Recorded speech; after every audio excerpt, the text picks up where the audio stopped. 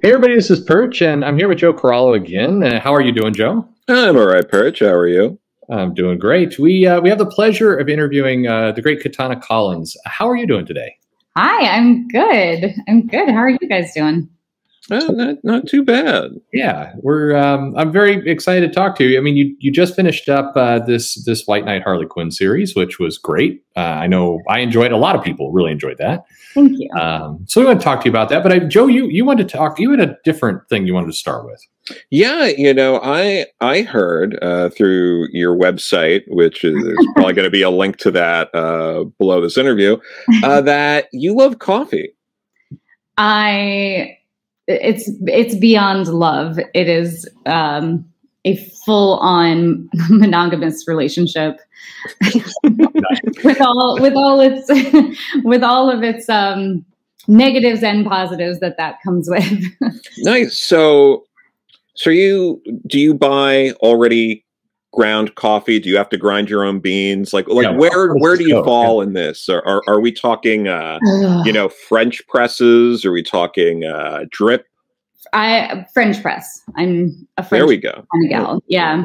And I know like the coffee academic in me knows that you're supposed to grind the beans like right before you use them. Mm-hmm. But my laziness wins out, and I do not do that. I just grind it when I buy the beans, because I'm more lazy than I am a coffee connoisseur, I suppose. But like I academically know I'm not supposed to do that. It's too much to expect somebody in the morning when you're trying to just get your day started to go through all this mechanics to get the coffee. You just at that point you just want the coffee. Yes, and also I am not the morning bird in our household. Sean is, and so he is the one who tends to make the coffee. So if I was really going to be a snob, like I'm not going to make him grind the beans as well as make the coffee because he's already up making the coffee. But what about you, Joe? Coffee lover? Yeah, no, I love coffee. I love, I wish I kind of was a bit more on top of that. I do like when I can, grinding the beans right before I use it. And every once in a while that happens. Right. But, something fancy when you're feeling real fancy. Yeah. Yeah. But I feel like a lot of coffee people have there's that one chain or something like that they'll be like, actually it's better than you'd think, or whether it's like a Dunkin' Donuts or a McDonald's coffee or something like that. Is there a chain or like a restaurant or something where you've had the coffee and you're like, it's actually not that bad? That's a good question. That's tough. Yeah, the answer can be no. I'm like it's not Starbucks. We know that. Yeah, it's not Starbucks. No, I mean I don't mind Starbucks. That's the thing. Like I go to Starbucks. I especially tend to like their they have that what's it called? Like the cold brew with the foam. The night. Yeah, that stuff is pretty good. But so I guess maybe Starbucks is my answer, but I would never die on that mountain, right? Like that's not the hill I plan to die on. And I'm trying to think because there's some small chains in New York where we used to live that I would absolutely without a doubt, they're incredible. I think it was was it Wicked Joe? What was it called? Okay. Mm-hmm. Anyway, there's a bunch of smaller chains in New York that I really loved. And chain, I think, is probably not even the correct word because it's just that they have a few locations within New York City. And I'm trying to think of the chains that I know of, McDonald's. I would not say that about.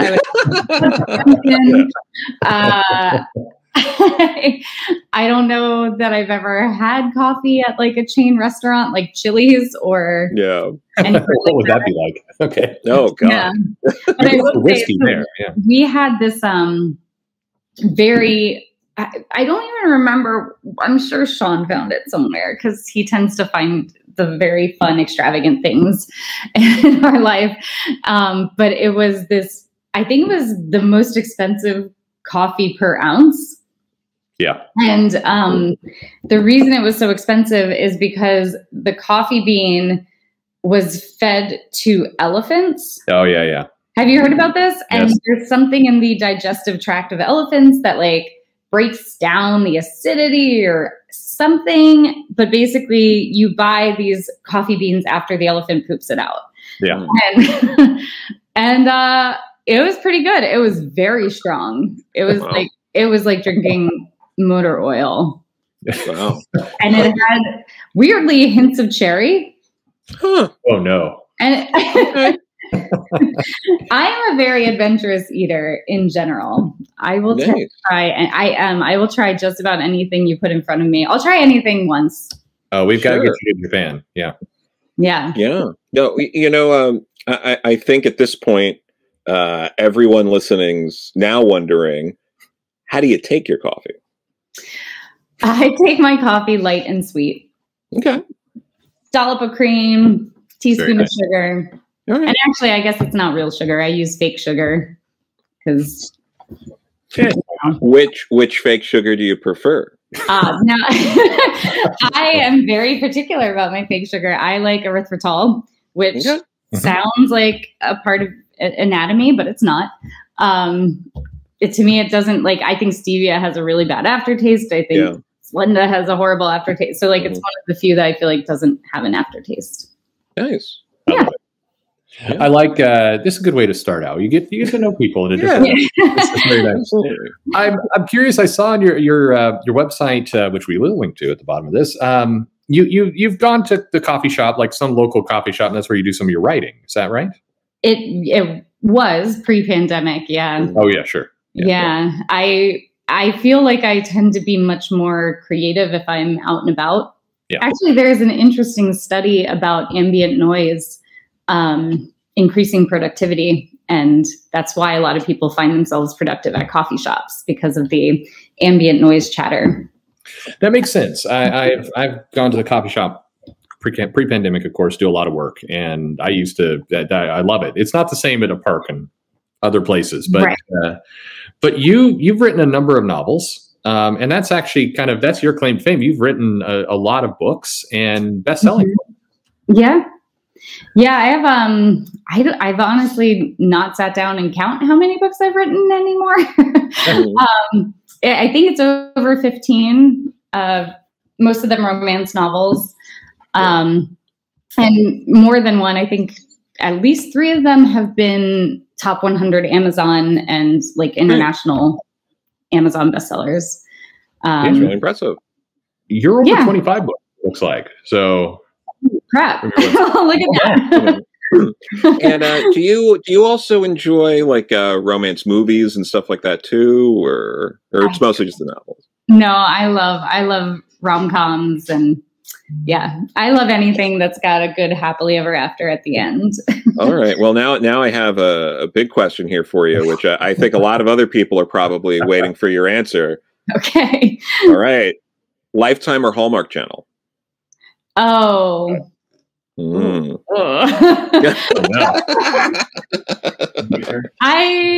I had to choose, I mean, I guess when I'm in the right mood, either, but I'd probably go with Lifetime. They allow a little more of the romance to be seen. Yeah. Versus like, I recall Hallmark, there was talk of like sending one of my books to Hallmark for like pitching a movie. Oh. And I remember like when I was chatting with one of the people who was one of the editors there, because they also have a publishing company, I think, or I think they publish books too. I don't know. Maybe I'm wrong. But I was talking to someone there and she like got like one chapter into my book and she was like, oh, this won't do. Our books have like a kiss at the end. One kiss and that's it. So yeah, mine were not a good fit. That's fair. So the genre of your books, and obviously you go to your website, see, but what for people who are new to this, and a lot of people, I like that we're back into this. They know you now. You have this new audience from the Harley Quinn book. Yeah. But starting from the novels, what kind of novels do you write? What would you say the genre and the type of books you put together are? Well, so romance is really interesting. It's obvious they're romance novels. And romance is like a big umbrella. And then within that umbrella, you have all these like subgenres of romance. You have motorcycle club, and you have BDSM, and you have sweet romance, and you have small town romance, and you have clean Christian romance, and Amish romance is a thing. It's a big selling one, Amish romance. I do not write Amish romance. If anyone's curious, I do not. That's strange. Okay. So I do like dabble around in a lot of those subgenres. I kind of bounce back and forth. And the ones that I tend to most stick to, I'm almost always contemporary. I'm always like telling a story that's in the time that we live in. I'm not telling historical romances or plot stories of that sort. At least not yet. Mm-hmm. And I tend to there's a subgenre called new adult in romance, which is kind of like college age romance. Okay. And I really enjoy writing that. And small town, I write that. I write some BDSM. Yeah, just kind of bounce all around those contemporary subgenres. I like that, new adult. So this is the natural follow-up to young adult. We go to new adult. Exactly. Yeah. And I remember, I think it was like, I might get this wrong. I think it was like 2011, maybe, when new adult was becoming a thing. And it was really the indie romance market that drove it. Mm-hmm. It was basically authors who wrote these college age, like young, not young adult, but like coming of age, more adult romance. And I think a lot of publishers weren't scooping them up because they didn't understand where it would fit within the market. There was no genre for this yet. And some of these indie authors like paved the way, and they were some of the first to indie publish on Amazon as ebooks, and did they take off. And then all the publishers jumped on board after that. And like, that's how new adult romance became a thing, was because publishers couldn't find a spot for it. And so at that point, self-pub and indie pub was just kind of burgeoning and becoming like an avenue that you can make real money on. Okay. Yeah. Excellent. All right. I've got a lot of questions now. So this mirrors comics, by the way. I mean, people who are listening along. Oh yeah. I find it really fascinating how much romance and comics kind of mirror each other. And I think romance is like a little bit ahead of where comics, like I think comics is sort of on the same precipice maybe that romance was 10 years ago or 15 years ago. Yeah.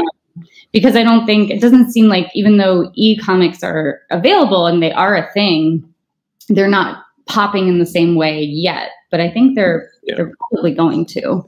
No, I think you're, wow. So like, I mean, for example, over in Japan and Korea, first of all, the romance genre of comics is actually quite large. It sells very, very well. And a lot of indie work is doing exactly this. Feels like they're ahead of us a bit.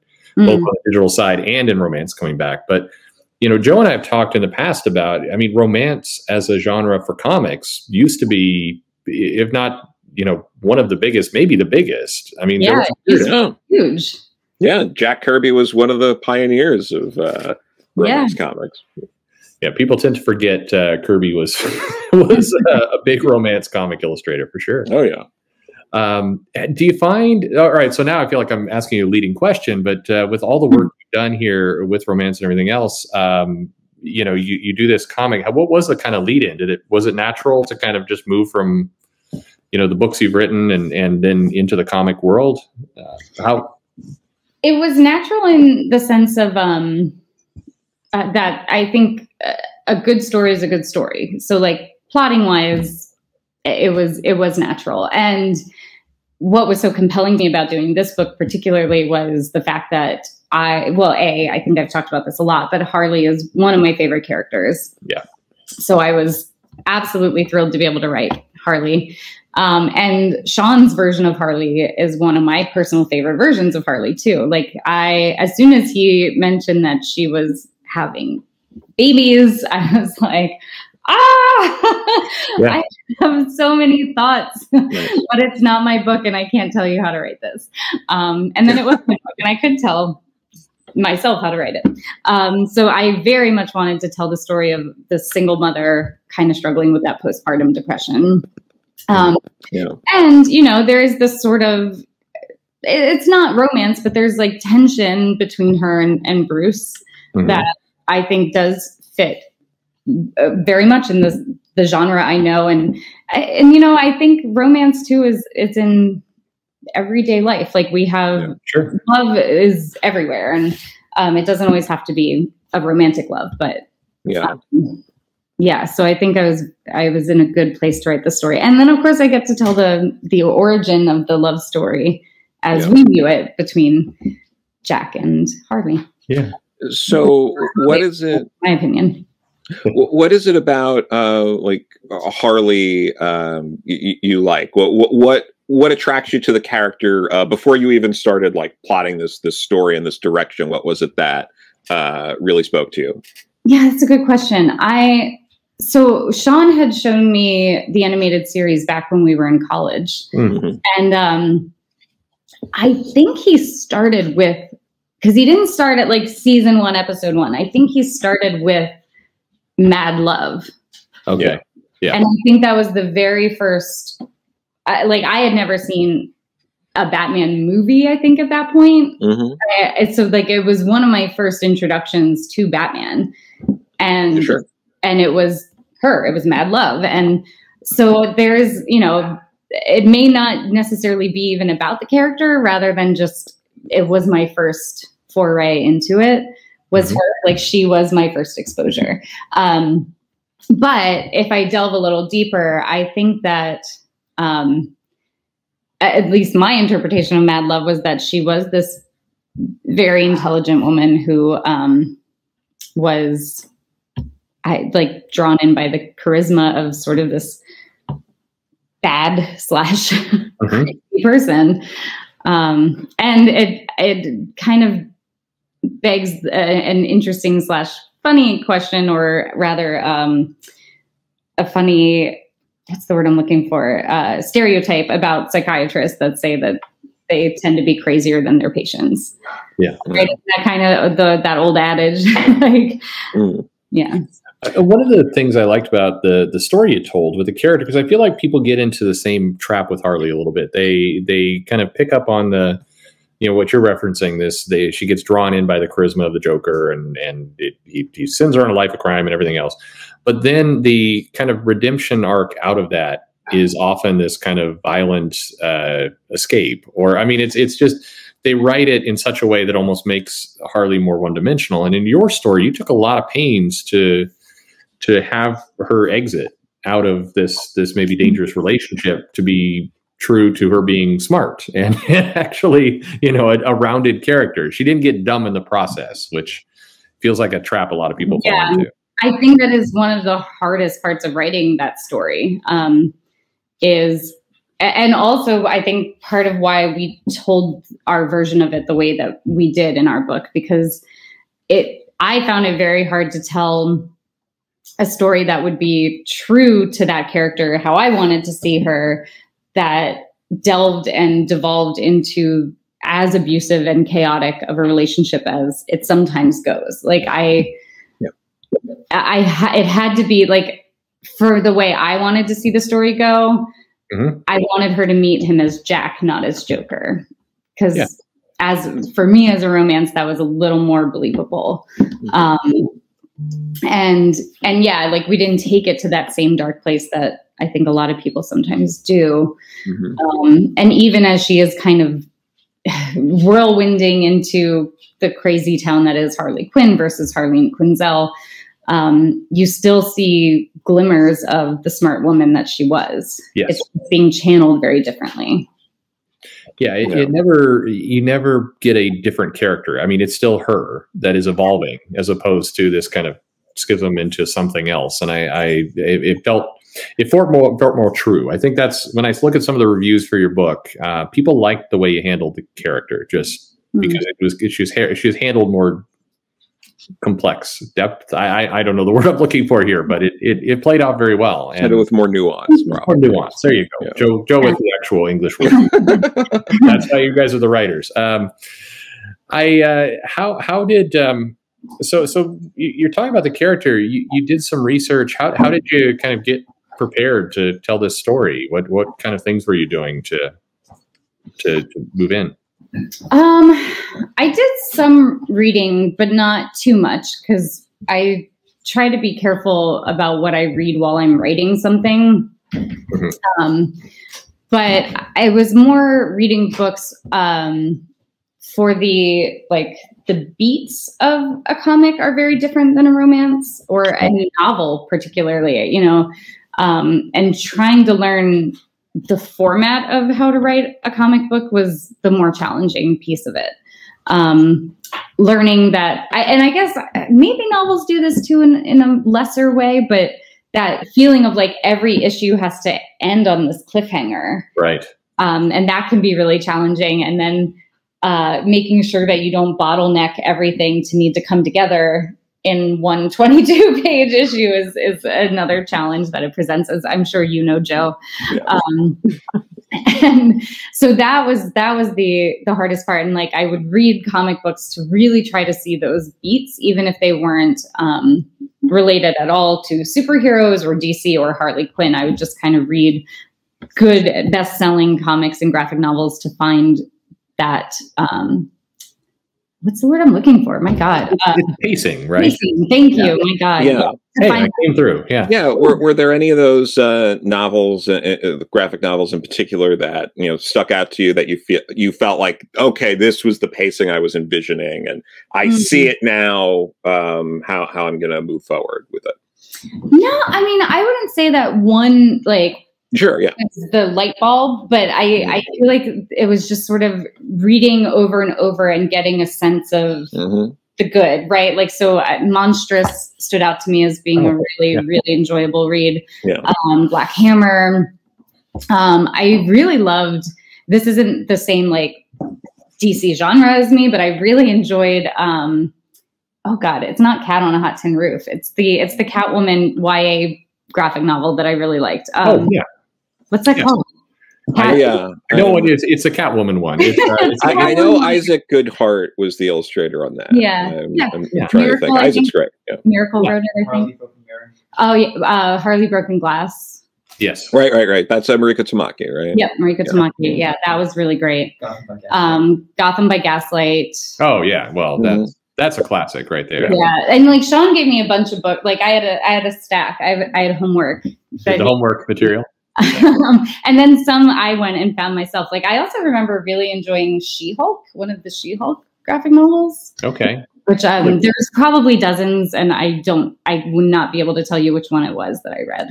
It's okay. Yeah. Let's see. She-Hulk. Well, okay. Now I've got to prevent myself from going down that path. So, fortunately, graphic novels there's not that many, but anyway, you could be a collection or anything. I mean, maybe there's not dozens. Maybe I read one of the only like She-Hulks that's out there. I don't know, but it was really enjoyable. I thought, and again, like that pacing, I thought was pretty tight. Mm-hmm. You wound up creating a new villain in the producer and just kind of this kind of tell us about that. How do you come up? You're bringing a new character to the Batman universe. That's got to be tough. I mean, it was tough but necessary since Sean killed all of them. We didn't have a lot of. Yeah, that's a bit of a problem. Yeah, thanks, Sean. Yeah. And I took a big shit in the toilet, and then you got to go to the bathroom after. I don't know if you can hear Sean. He's walking by in the background, but he said, "What did you say?" He took a big shit in the toilet, and I had to plunge it. You had to go in after. I had to go in after. Yeah. Anyway, so yeah, I don't know if you know this, but I used to be an actress. I used to be an actress, and so for me, like I loved the idea of having this sort of golden age, not Hollywood, golden age Gotham star or wannabe starlet. And that's sort of where that idea was born out of. And the Art Deco style, I thought, and Sean also thought would be great to draw. Like you want to find something that's compelling on the eyes as well as part of the story. Oh, yeah.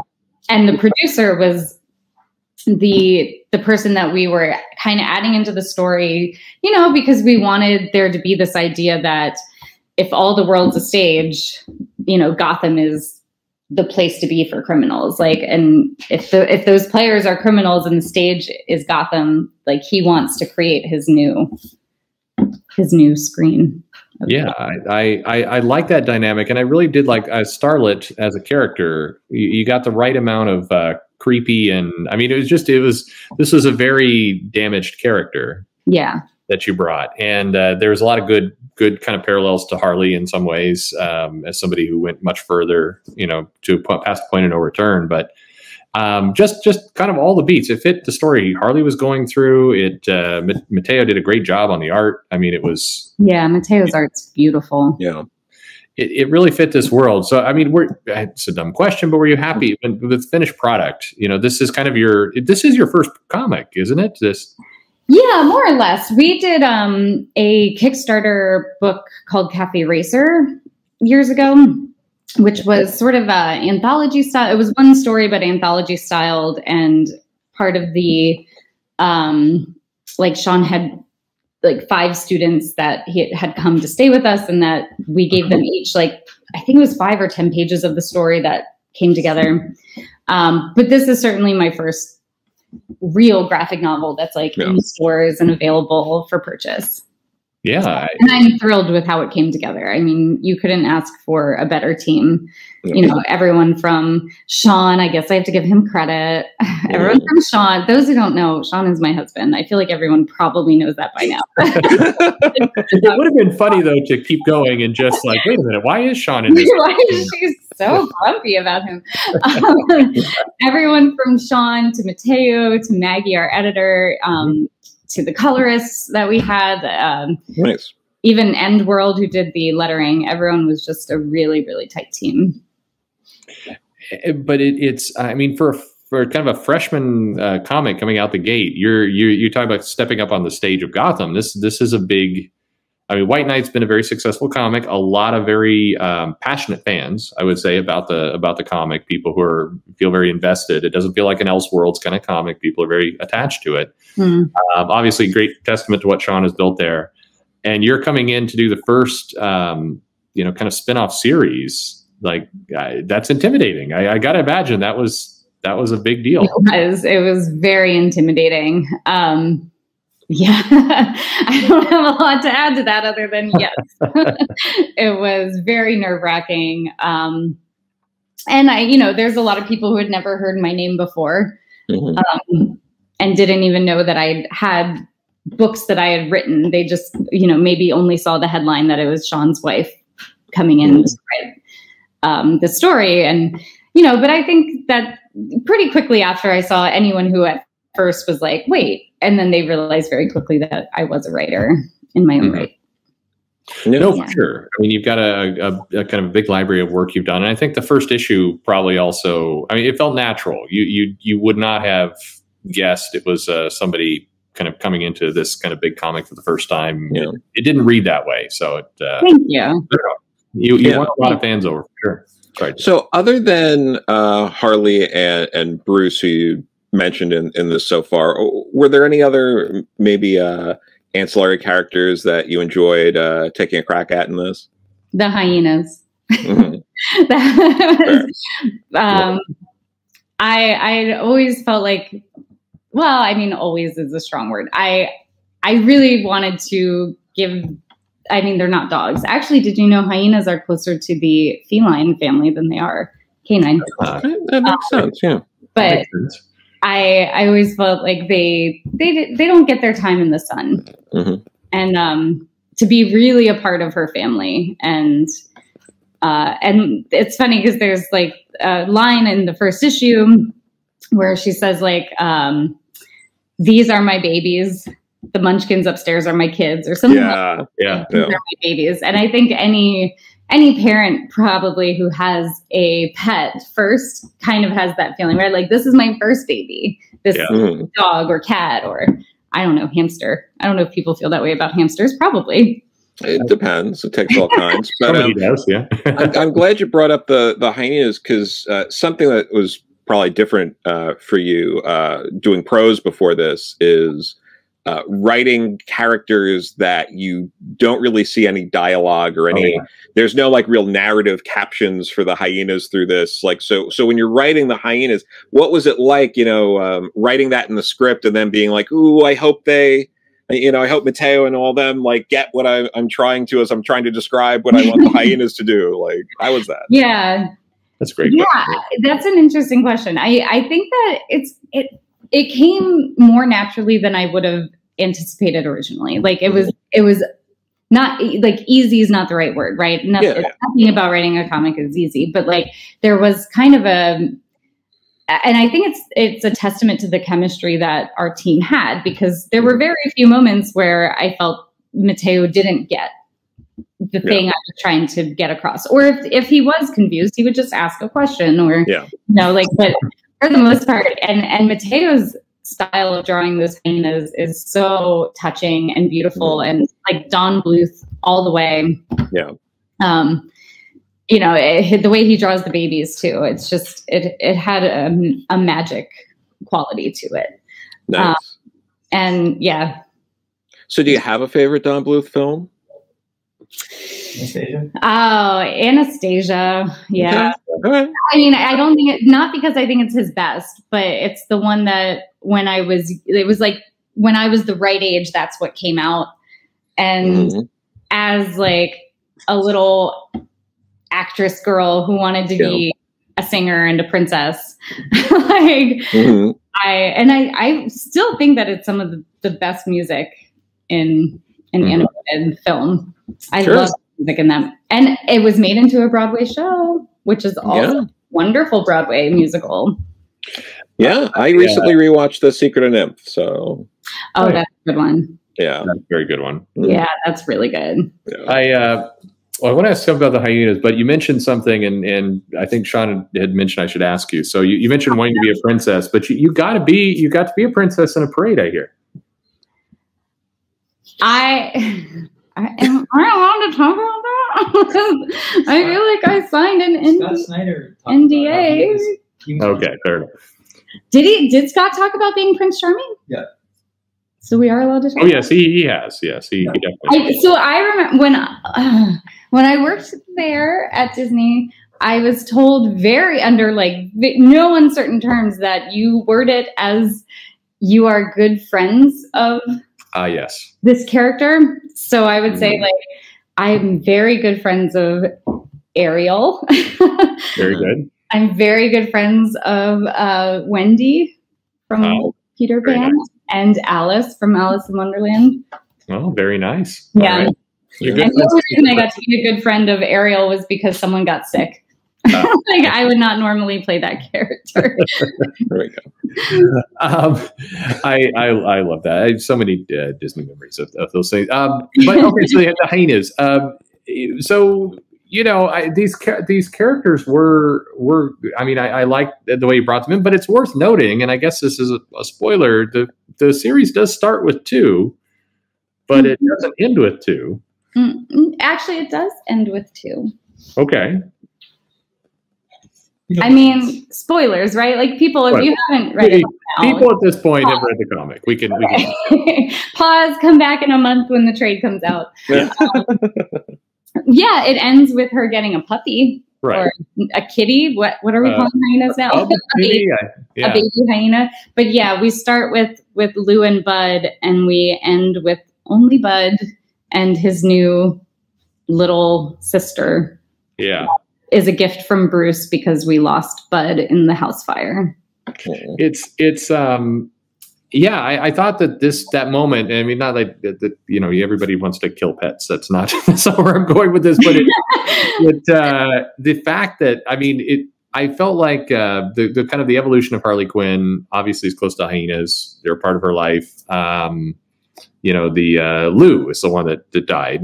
Lou is the one who died, yeah. And the Starlet villain kills Lou. And then, but Harley, it shows her evolution. She doesn't then go and kill Starlet. She decides to lock her up. And that felt like, I mean, it was I thought that conveyed a really nice way for the character to grow, because in a different world, she would have taken revenge for that action, and many people would have been cheering her on for it. But it showed the evolution better than frankly other things would have done. I thought it was sad to lose the hyena. I mean, yeah, let me tell you. So it is no secret that I am a very big animal lover. I have 3 dogs. I have a cat who is the meanest cat in the whole wide world, and I still keep her. Like, I try to make her love me, even though she draws blood on a daily basis. I love animals. And as we were like writing and as we were plotting this book, I remember coming up to Sean one night at dinner, and I was like, I think one of the hyenas has to die. And he was like, I'm sorry, what did you just say? Like, I never thought I'd see the day that my wife would kill an animal in any story. And it just felt like the right move for the book. And it is funny because I used to give him such shit because he killed Cola in Punk Rock Jesus, which was like, my mom and I like did not talk to him for a solid week when we read that book and Cola died. But yeah, so that was a big surprise, I think, to anyone who knows me, that I would make that choice in a story. Yeah, you brought up Sean. Now, how has your life changed getting all that extra time with Sean since he's been off Twitter? How has our life changed? Well, happier. Well, I think there's less stress and anxiety around that social media. We were spending a lot more time together with the pandemic, like all couples. But yes, I am the reason he's not on Twitter anymore, for anyone who may not know. All right. Smart one there. Good for you. I had quit Twitter before he had, just because, I don't know, I wasn't part of anything that warranted it, other than just I didn't see a whole lot of value for me to be on there. And social media in general, I find to be stressful. Yeah. And so we had to get a new car, and there were 2 versions of this car. And I don't even know. I'm married to a car person, but I'm not a car person. And one version had like a real souped up engine, and the other one was not. Yeah. And normal driving. Yeah. That day at the dealership, I said to him, if you get off Twitter today, delete your account, we can get the souped up engine on this model. And he was like, done. Like, he had his phone out. Now, I love it. Also, our car, I'm being told that car that we got is 365 horsepower. Oh, okay. Whatever that means. Well, it will allow you to escape. Bullet. You can escape people who come after you from Twitter. So this is perfect. You got the right. You got the good. But that must have been hard for you. You haven't been on Twitter for a while, so I imagine if you're not on social media, all of a sudden you can't sell any books, and everything just falls apart, right? Isn't that how it works? Weird that didn't happen. That weird. Still sold, and life went on. The Earth revolved on its axis, all the same. Amazing. Wow. And now if he has a tweet, he just says it to me, right? He's just there you go. Okay, so you're saying it didn't impact any kind of sales or ability to have your career, and you talk more as a couple.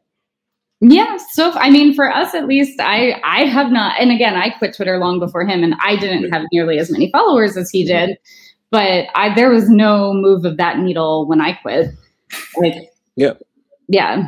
I think for me, it's funny though, quitting Facebook for me would be harder because a lot of my advertising is on Facebook. So and you need a business page in order to advertise on Facebook. And, oh, for sure. Yeah. I like some social media, I think would impact if I quit. Sure. If Facebook did set itself up more to do business, if you took that track, there was a track. There really is. There's no business on Twitter other than just getting yourself into trouble, I think. Yeah.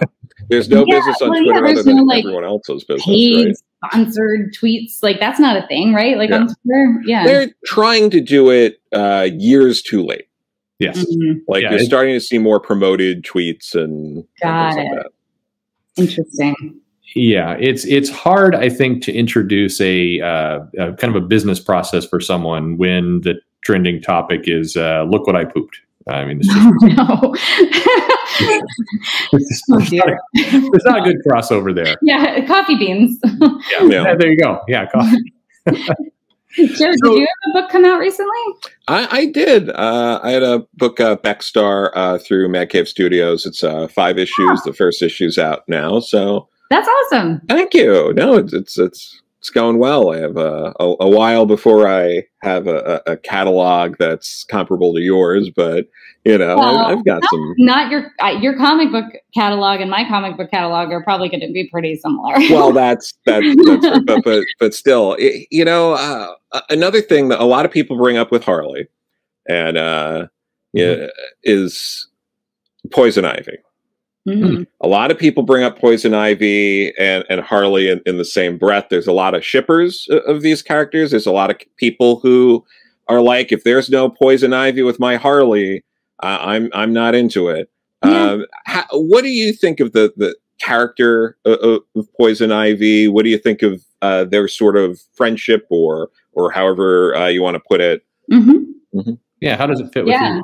Yeah, I love the character of Poison Ivy. I think she's one of the more compelling Gotham villains. And I think that there's been really awesome iterations done where Harley and Ivy are together. And it's having Ivy in our book was kind of our nod to that. Yeah. But with the history that had been set up, we weren't sure how it would fit with like an actual relationship between the two. Mm-hmm. And, you know, we're still kind of playing around with that idea if they maybe will have their own story in the future under the White Knight umbrella. Yeah. But definitely I can see their relationship being super meaningful to both of them. Sure. Whether that is just a very close friendship or maybe something more. I don't know. Because it's Sean's world. It's his character. So like, I can't for that, but, but it was, I also think really important for Ivy to be in this story because there's such a theme of parenthood and, nurture that, Ivy is like Mother Earth. Like she is nurturing, in her own way to her plant babies. And Harley needed someone to come in and help her through this, right? Like she wasn't, she's struggling with the fact that she doesn't feel maternal. And so having someone who is kind of naturally maternal help her and guide her. And I think in a lot of ways, Ivy probably in her backstory has been a guiding light in the past. And yeah. I really like that. I like that element of it. It was a different type of relationship we haven't seen before, but it fit with the friendship. And it fit. People seem to. Poison Ivy is one of those characters that people seem to be very random, like about it. You know, she's protecting the Earth, or psychotic villain, or lovesick teenager, or all three simultaneously somehow. It's very, very oddly written, but I like the way you did it. You did it there.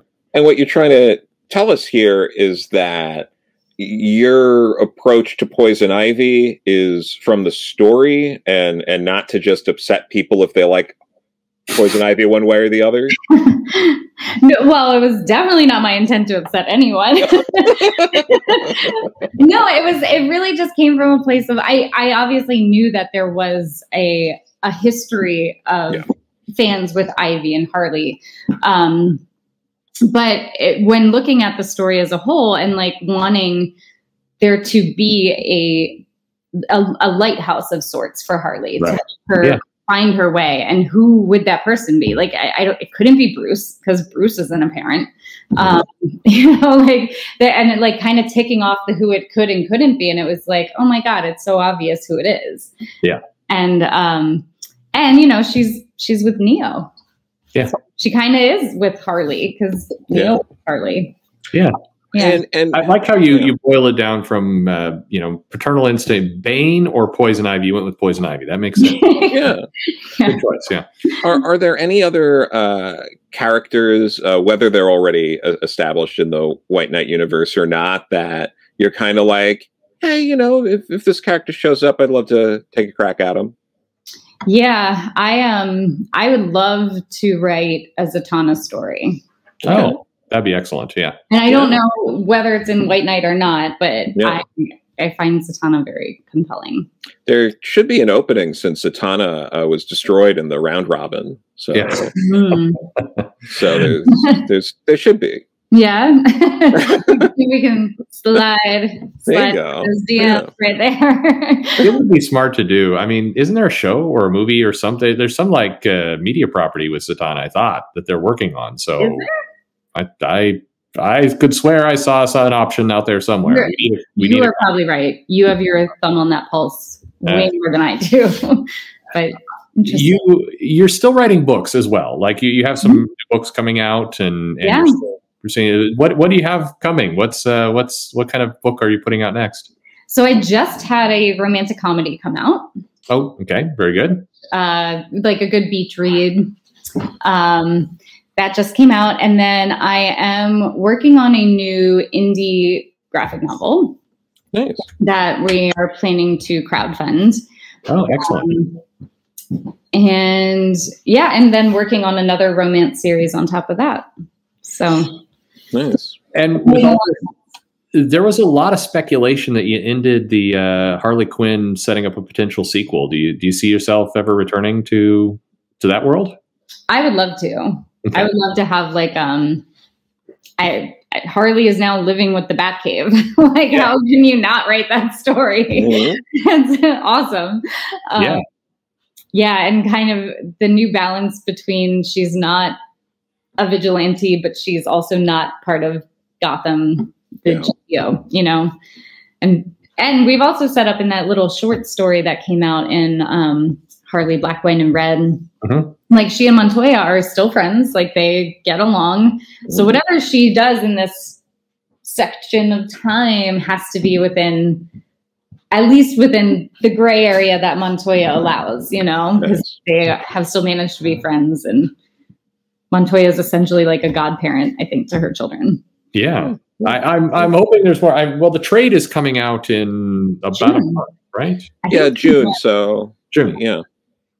And I'm hoping that gets some good attention. Like I said, the series seemed to surprise people, and I don't know if there was a lower expectation because spinoffs typically they do worse, or people are like, I don't know, spinoffs, but we'll stick with the core series. But I also noticed it was labeled.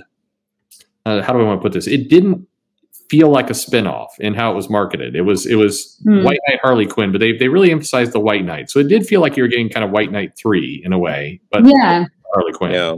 And that was smart, I think. Yeah, and I do think it's by design, and I think that's how it reads. Like it doesn't read as a spinoff. It does read as like it's the next progression in the story. Because Bruce is in jail. Like that's a boring story. Or maybe not. I don't know. Yeah. But not every spinoff can be Frasier, so it's good that Good point. My God, do I love that show. I really watched it. You're bringing it back to coffee, Joe. That's I am. Speaking of, I didn't get to ask you, is there a chain that has really decent coffee that I'm not aware of that I should be trying? Yeah. East Coast, Joe. What do you say? Oh, geez. I don't know about the East Coast. It's all like little coffee shops I tend to go to. Like there's one not terribly far from me in Farmingdale called Flux. If anyone's on Long Island listening to this, and they do great coffee. They had this smoked maple leaf latte that was just out of this world. Some great stuff. But when I'm out, in Perch's neck of the woods out in the Seattle area, I tend to like that. It's more of a chain, that Top Pot place with the I go for the donuts, but the coffee is really solid there. Yeah, Top Pot does good coffee. Up in my neck of the woods, there's a place called Cypress that does great coffee, and it's very independent. I think there's like 4 shops, but they do stuff with sage and rosemary, and it's very good. But Nice. but great place to hang out. Like they have the draw there is like the shop is really good, and the tables you can set up and work. And nice. Writing in coffee shops. I miss it so much. They tried this approach because I think they saw it was always packed. People were doing exactly what you said. The ambient noise is getting things going, and so they put up these plastic tarps between, and it just that was not a good plan. But they're trying. They're trying to get. Yeah, you gotta commend anyone who's trying, right? Yeah. And there's this place too. It's not good for doing work in because it's always packed. It's always packed. There's always a line. It's the Witch's Brew on Hempstead Turnpike. Ooh, I like the name. It's a great little place. And they had all like the Chotskys and stuff like that on the walls, but it was like that was like the trendy place to hang out. I went there in like college because I went to Hofstra. So if you had a coffee shop that you owned, what would you name it? Oh, that's terrible. I can't think of. I hate this new Perch. I don't know how I got saddled with that, but I probably just keep applying that until I was out of ideas. So Sean just joined me. Yes, nice. Sean, hello. I wanted to add that I feel bad that I suckered my wife into joining comics. And part of the fun is going and signing autographs and going to shows and all of that. And she hasn't got to do any of that stuff. For my first book coming out, I mean, lots and lots of people are obviously experiencing this too. Right. It's certainly not a unique story, but yeah, to have your first book come out in a pandemic when you can't do anything, pretty sucky. One way you could extend your career is you can join Twitter and then round a bunch of other creators and network your way in. Yeah, you actually have to be talented too to do that. Oh my god! But this is why I didn't even want you joining this interview. We've got hopefully the cons will come back at some point, but I mean to that point, they're trying to do the digital convention. I know some are coming up, and I don't want to speak ill of anybody's attempts because I again like the coffee shop. People are trying to do something, and I get that, but it's how much with your books you're able to connect with readers and fans, and you have your blog and you have your engagement there on Amazon and other things, but that's just missing with comics right now. Yeah, I mean it's missing with romance too. I've seen some romance authors trying to do virtual signings, and I think that they've been more or less successful. Like you said, like we're all just trying to do our best, and but I think everyone's also really excited for when the first real signing happens. We committed to Seattle in December. I think really? Those are trying to do right before the end of the tax year so they don't lose their space or whatever. Yeah. So we're hoping by then that things can be 80% back to normal. I hope so. I mean, we're both getting our second vaccination this week. Yep. And I hear it's good coffee in Seattle. I hear the same. I've been to Seattle. I can say for a fact that is true. There is. Well, I mean, that's great. So you're going to be my neck of the woods by the end of the year. Then we're going to have to hang out or do something. I've got to give you coffee and scotch. Yeah. That's the plan, right? Yeah, we'll double fist it. I'll just take the coffee. Leave the scotch. I'll take a Truly. I'm a much cheaper date than John. Is there?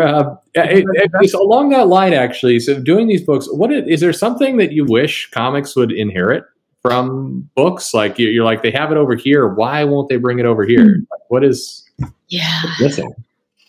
It's a good question. I mean, I think that there's a handful of things, but I would love to see an embrace of digital in a way that wouldn't shut down, local comic shops. Like, because no one wants to see that happen. No. But I think that there is a way to do that, and and do it very, very successfully. I mean, I've actually started reading some of my comics on e-form, and it's actually really great. Like I didn't even realize how simple they make it. And yeah, now I do think the pricing is off. Like the way they price their absolutely is just, it's ridiculous. She was the feature that takes you from panel to panel. When she discovered that, she was in heaven. She always struggles because it takes practice to learn how to read a comic. It's not intuitive per se. So when you discovered that, it's not. But also being dyslexic, comics they're either super helpful or super hindering, right? Like sometimes it's overwhelming in my dyslexic mind to read a comic book, but other times the pictures are so helpful in deciphering what the word is that I'm reading that my brain is jumbling. And our niece, who is turning 19, oh my God, she's turning 19. Our niece who's turning 19 is very, very dyslexic, and she always found comics to be her like book of choice because of that, because the pictures helped her piece together the story. You're right about price too. I mean, the price is ridiculous. 99 cents for a book that takes you, some readers of yours can blow through a novel in like a day, but like paying 99 cents for something that keeps you busy for a week versus like $5 for a comic that takes you 20 minutes, like just doesn't add up. Well, I mean, even a romance novel or any novel that's digitally, like, they range. Some of them are 99 cents, but some are $3.99, and some they go up to $9.99 sometimes. Even like my readers would never buy a single issue for $3.99 or $4.99. So now they might buy the trade. That's what you're hoping for, right? Like a lot I think that they're going to buy the trade because they won't. For $4 is sort of, that's like 4 romance novels for them. Yes. So well, sometimes get them to spend like 20 on a trade.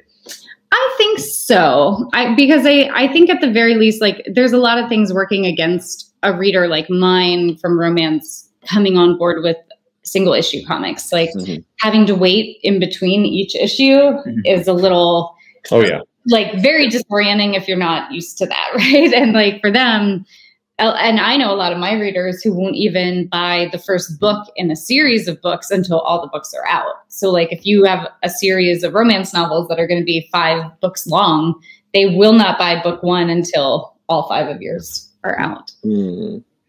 That makes sense. I think it makes perfect sense. I hate that feeling of like finishing the last page and being like, I have to wait 3 months till the next book. No, I get it.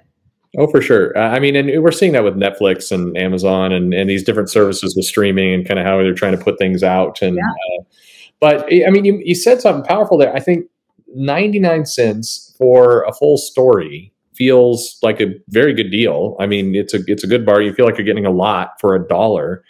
And then, but comparing that up to $3.99 or $4.99, or I'm seeing $7.99 for some books out there that are under 40 pages. That you just get stopped, right? Like mentally, you can't process that. Well, and especially when the digital price is the exact same as the price as the tangible book. I think that's where it's like, well, why would I buy the digital book? And, that's something that romance also had struggled with at first. Publishers used to try to publish an ebook of a debut author at $9.99. And, the trade was maybe $10.99 or $11.99. And so what happened was no one bought the ebooks, and your paperback books only sold, the 1,000 to 2,000 copies that you would expect for a debut author. And then they sit down at their next meeting with you and they say like, well, you didn't sell very much. And it's when the competition is selling a book for $3.99. How do you compete with that as someone who's not well known? And, I can get into a whole thing too about how I think 99-cent books are a marketing tactic, but no one is paying their mortgage on a 99-cent book, because once Amazon takes their cut, you're making 30 cents a book. A novel for me takes at least sometimes anywhere from 6 weeks to 4 months to write. So to make 30 cents per book is giving a book away. Like I might as well make it free. But you give away the first few. You sell the first few at a loss. So this is the marketing tactic. Once you have a series of 5 books or 3 books or 4 books, and you basically, like a drug dealer, you give away the first for free, or at 99 cents. Like, you're taking a loss on book 1 in the eventual making up for it down the line. It's a software model. It's and the drug analogy is good. It's why they call their customers users. It's very good. Shonen Jump is, they've got their all you can eat app, 10,000 chapters, 10,000 books there, and it's $1.99 a month, unlimited reading. Wow, $1.99 a month. Yeah. I mean, it's nuts. But it feels like the world's changed. So you're saying that's something that they've got, maybe not worked out, but there is a better process. It feels like digital is better worked out for these novels than it is for comics at the moment.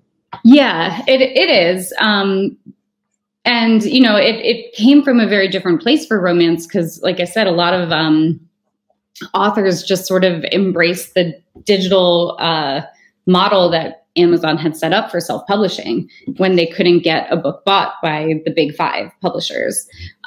So I think a lot of authors, like early on, like circa 2009, 2010, were just kind of like, fuck it to the big 5 and published on their own. And then they had massive success.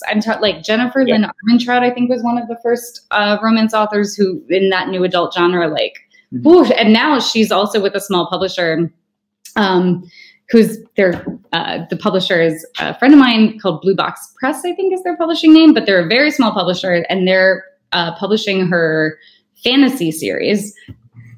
And it was like #1 on every platform. It was #1 on Amazon, Barnes & Noble, iTunes, Kobo, like just everywhere. She was #1 on the USA Today bestseller list, and then didn't hit at all on New York Times. Which is like, how does that happen? It happens because people buy their way onto New York Times, and it's not an accurate depiction of the best-selling books in our country. Do you think that the reason digital was it? Sorry about that tangent. No. So you mentioned there's 5 major publishers in books, right? The comics has 2. Now, our tier 2 publishers are like Image, Dark Horse, whatever. There's maybe like 8 tier 2 publishers. How many tier 2 publishers are in? Oh my gosh. Thousands or hundreds. Not thousands.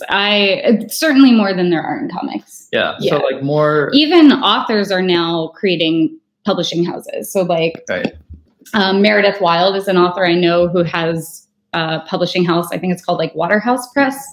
And lots of authors are now doing imprint. So they've created a very big world that is outstandingly selling. And so they've started to have other authors come in to write books in like the towns that they created that are best-selling books. When you also count in those people, I bet there's a lot. So is it like there's a ton of competition? Maybe it drove innovation? In romance, there's a ton of competition, but also the readers are voracious. There's no lack of readers, and readers who are voracious romance readers, like you said, they read a book a day. A bunch of changes that you gotta, but that's like comics, but you have a audience that's very connected with their product. And then you have a much bigger, whether it's dozens or hundreds, but I would guess it's over 100 probably in that tier 2. It's probably over 100, but maybe not like upper hundreds. We maybe have low hundreds if I had to guess, which again, I could be totally wrong. I don't know. I guess that's a fair guess. That's a perfect marriage of business, though. So you have heavy competition of this tier 2 level, and you have a customer base that's very attached to the product. In this case, romance books, and that's a great combo. It's people trying to serve those customers, build things, and that's exactly what comics should try and replicate. But and also it's just so easy to do it on your own that I don't even go through a tier 2 publisher anymore for my romance because I know the process to do it all myself. I format my own books. I have an editor who I have multiple editors who I pay. And I keep more of that bottom line for myself. And Amazon makes it very easy, as does, I don't want to just keep talking Amazon, Barnes & Noble makes it easy for the Nook publishing, and Apple Books is not as easy, but you can figure it out. You've got some work to do. Yeah. But Apple Book readers are so like loyal to that platform. And Apple Book readers are more likely to pay more per book than on Amazon. Amazon readers are so used to free and Kindle Unlimited and 99-cent books, but over on Apple Books, they're like, they don't bat an eye at spending $5, $6, $7 for a book. Well, Apple, and I think this is one of those clues comics can learn from their books platform. It's much easier to buy books if you're there. Like if you have if you're on your phone and you just remember for whatever reason this book that you're reading, you can almost do it with a click. Like it is really easy to just do attached purchases, and it's weird that others don't replicate that. But yeah, it's funny the connection between romance writing, your industry and my industry. Oh yeah, they're mirror image. It's like 90% one gender in the other direction.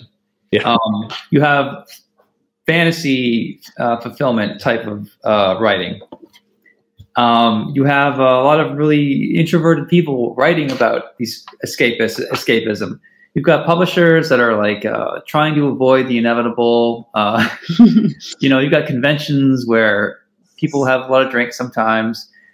They hire booth babes at romance conventions too. We hire male models. Yeah, I mean, I have not, but it's Bizarro. Male models are hired. It's Bizarro comics. I love it. Yeah.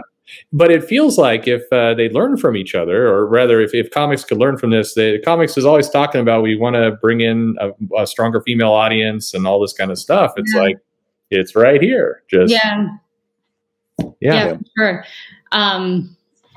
Oh shoot, what was I going to say? I was going to say something along those lines, and it just went away. Well, if you want a female audience, you can just start writing YA or manga. I mean, I love YA comics. Yeah. I really love them. Yeah. You were thinking about pitching a YA, like a White Knight kids book. Yep. Harley's two little babies going to kids preschool or whatever, and how all the other kids. Well, it wouldn't be preschool if it's YA. This would be all ages. This would be youth. So, but she's like, well, I want to use this artist, and I go, I get the idea is YA, but that artist is not that YA. You need like a Raina Telgemeier art style. You need like a really broken down. But I also just don't see it working in White Knight. Right. I don't hire Simon Bisley for your GA. You like heavy metal, but with pencil. That would be funny, though. I'd like to see that book, actually. I would pay Bisley to do a YA book. Yeah. Yeah. Oh, that's a money. Primer. I loved Primer. That was a good book. Yeah. Primer sold like crazy. Then some nice people have done that, and they've been very good friends. So, yeah. You were going to reach out to that editor and ask them, like, what do you need to pitch? Like, what kind of stuff are you looking for? Yeah. And my curiosity is, like, does that editor know why that book sold so well? Like, does he or she actually get why that formula struck gold? Like, are they even doing the math correctly? I don't know. Yeah. Yeah. Is it like some of the questions I ask? And I know it's not okay to ask these questions sometimes, but, I don't care. I don't know. I hope so. I mean, if I'm, that editor at DC right now, like I am greenlighting your Primer 2 and 3 now, like before those creators move on to something else. I would get that as fast as humanly possible. That book was outselling Watchmen for a huge stretch on Amazon. So go make that money. But yeah. I wonder, is there anything on the schedule for Primer 2 and 3? One would imagine. There should be. Joe, what do you think? I think if they're smart, they'd have at least one more book in the lineup, if not more. And I feel like Book left it like open for that. Oh, for sure. Yeah. It would be like teed up and ready to go. Yeah. Both. Yes. That page in Primer where you have all the colors and like what each color does. Like I can imagine little kids in the backseat of a car, just like their imagination's firing. Yeah, like they should just sell that as a poster, honestly. And you get a free poster for volume 2. I mean, I can see why it works so well. Yeah, I completely agree. My daughters love it, and they do exactly that. They draw it and they talk about the colors, and it's like it's free money. Go grab it. Hopefully, there will be more.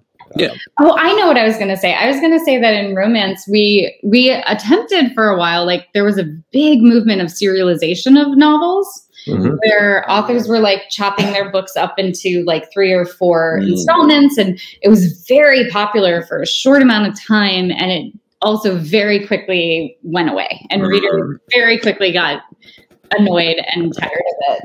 Yeah. Because one book, like there was one author who actually I really liked her book, but I didn't read it all because it ended up, oh goodness. That book ended up being like 25 installments at, like $2.99, $3.99 each. And eventually readers just got tired where they were like, okay. Yeah. And it was that same mindset of like, for $3.99, I could have just bought a book, right? How long did it take for the industry to adjust to that and be like, oh, this isn't working, let's do something? It was not long. I want to say maybe that was really popular for 2 years, if that. Because it seems like comics suffers from, oh, this isn't working. Maybe in 8 or 9 years, we'll try something different. Mm-hmm. Yeah, as opposed to 2 years. Is it not working in comics? Or because people seem to really like the format? There are a lot of people in comics, and they'll straight up tell you, there have been higher ups at Marvel and DC who have, on live streams, in front of people, said, we haven't figured out how to make a graphic novel profitable. That some of these floppies we're putting out, we still need the money to cover the cost of making it, so that way the trade paperback is gravy. And we don't know how to just put out an original graphic novel. And people have been saying this now at the big two, literally for decades at this point. Since the mid-90s, for sure. Yeah.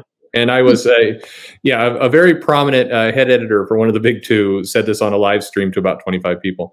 And just out like that, just flat out said, we haven't figured it out yet. It's like, man, it's been 25 years since you last said this. What's going on? If you were maybe 5 years into that, you'd be like, oh, these things take time. But like after like 25 or so years, you would think like, no one figured this out yet. Like, this seems like, shouldn't you put resources into this and like really seriously do this? Because you're seeing like stuff like, and I know it's a different market, but you see stuff like Dogman out there, and no one at Scholastic is like, oh man, we can't figure out how to make money off this. We better chop this up and sell it cheaper, so that way we can figure out a way that we can make money out of this. Like, no, that's not.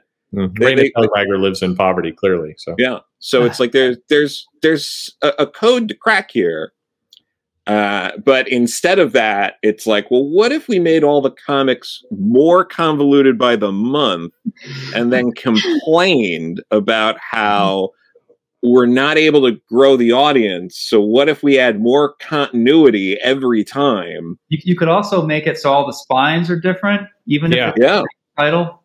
Yeah. Just randomly move things around, change the font, that people like that. It's modern art. Yeah. I don't think there's a ton of these like Dogman books out there, and there's a ton of these other kind of books out there. Like, or even when you're talking about something like manga, like One Piece, like every volume of that's sold, they don't have to do something like the world is never going to be the same. The status quo has been changed forever. Yeah. Like, Luffy's getting a new hat. Yeah. One of my favorite things still that I go back to is when we interviewed Glenn Greenberg, and he was talking about in the first 40 years of Batman, there were only 2 major paradigm shifts, 2 that shifted the status quo. One was the introduction of Robin, and the second was Robin Goes to College. That was it. Those were the only 2 major status quo shifts in the book. Over 40 years. Yeah. Over 40 years. And people still bought that book. Like, people weren't like, there isn't something new that completely changed the status quo. I am out of here. Yeah, when is the relaunch coming? Can we get a new #1 already? I don't know. You know, I feel like we're just on something here, though, because that's a whole topic right there. Is, have you ever, like, outside of a few examples where some people universally just hate a run, nothing like that happened recently, where everyone's just asking for someone to get off a book. Other than that, missing a lot of inside jokes. No one has, like Perch, at like shops, when you were running shops, like, was anyone ever like coming up to you being like, man, like, I'm liking this comic, but I'm like 15 issues in and it's just like a fun story. When are they going to shift the status quo? Yeah. Readers don't ask for that. And so I'm curious, back to you, Katana, if you know, you write these romance books, do you get people like, I love your books, but can you do some horror and no romance? Because I even though I love all the romance books, when are you going to completely change your genre entirely and do something completely different? I have literally never in my life been asked to write horror. We absolutely love what you're doing, but can you please check everything about it? That's what I'm looking for. Yeah. Yeah. Nope. That's not happened. I think that the difference for like the serialization in romance that people weren't fond of was that it felt like there was never an end in sight. Yeah. Like, and even comics has like the soap opera graphic novel, Dogman, like wraps up its story, right? And then it starts a new story. And I think that's where maybe the serialization in romance kind of went a little wrong. And then it got so stigmatized that then it was like, if you were just kind of cutting your book up into serials, then people were like, well, I just want to buy the book, and it just didn't stick. Yeah.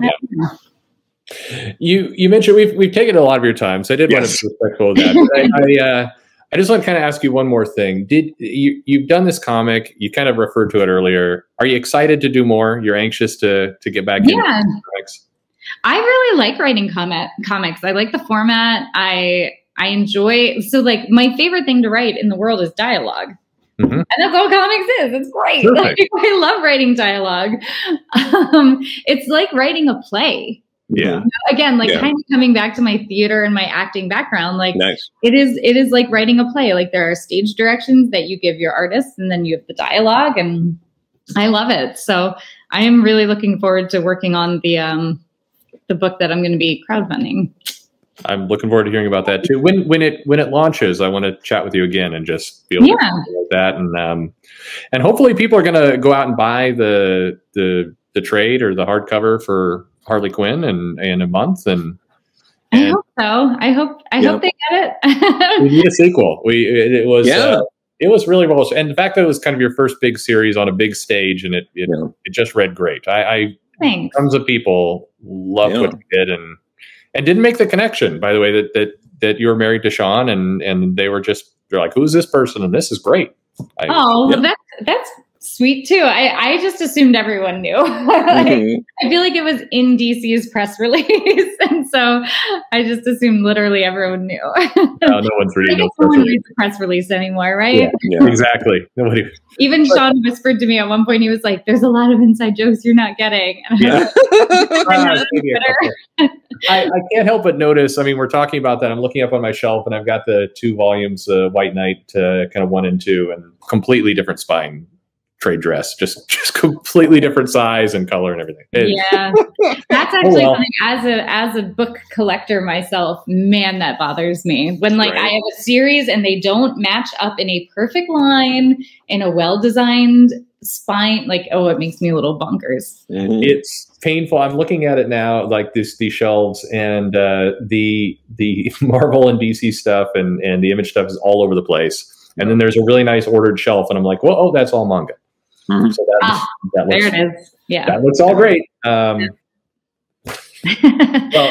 Katana, thank you very much for all your time today. It's been just a pleasure talking with you, and I think I love the romance connection. I think a lot of people forget that romance was such a major part of comics and should be, and I suspect will be again. The elephant in the room is manga is doing really, really well, and romance is a huge part of both Korean and Japanese books, and if you're not experiencing that yet, you will be soon. So well, thanks for having me. This was fun. This was great. Congratulations on your book that just came out too. Thank you. I really appreciate that. Yeah. All right, talk to you soon. Yeah. Bye, guys. Bye.